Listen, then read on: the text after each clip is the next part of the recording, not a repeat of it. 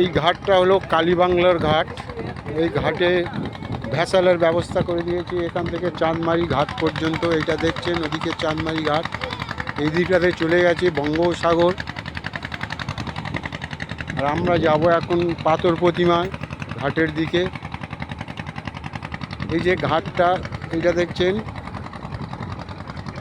এটা কালীবাংলার ঘাট। এখানে ভ্যাসালের ব্যবস্থা করে দিচ্ছে, সুন্দর ভ্যাসাল ব্যবস্থা করে দিচ্ছে, যেটা চাঁদমারিতে এই ভ্যাসালটা যাবে। আর এই কালীবাংলার ঘাট, এই দিকটা পাথর প্রতিমা। সূর্য অস্ত যাচ্ছে, সূর্য অস্ত যাচ্ছে। নদীতে জোয়ার আসছে, সুন্দর একটা বায়ু বইছে, সব মিলিয়ে একটা সুন্দর পরিবেশ, মনোমুগ্ধময় পরিবেশ। যে সৃষ্টিকর্তা এই ইউনিভার্স সৃষ্টি করেছেন, সেই সৃষ্টিকর্তাকে জানাই অসংখ্য ধন্যবাদ, অসংখ্য ধন্যবাদ। আমরা যেই নিঃশ্বাস নিচ্ছি, বায়ু বইছে, শরীরের মধ্যে প্রবেশ করছে, অক্সিজেন যাচ্ছে, আরও বহু শক্তিশালী বায়ুর মধ্যে যে পদার্থগুলো আছে তা আমাদের শরীরের মধ্যে যাচ্ছে। আর শরীর থেকে কার্বন ডাই অক্সাইড এছাড়া আরও ক্ষতিকারক পদার্থ নিয়ে বেরিয়ে আসছে, শরীরকে সুস্থ রাখছে।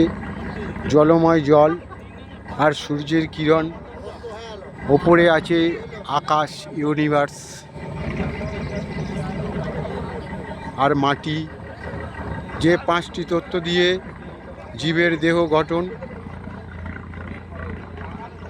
আর এই বায়ু প্রতিটা মুহূর্ত আমাদের শরীরের মধ্যে প্রবেশ করছে আর বেরিয়ে যাচ্ছে, বায়ুটা প্রবেশ করছে আর বেরিয়ে যাচ্ছে। মাঝখানে যে এর সূক্ষ্ম সময়, এই সূক্ষ্ম সময়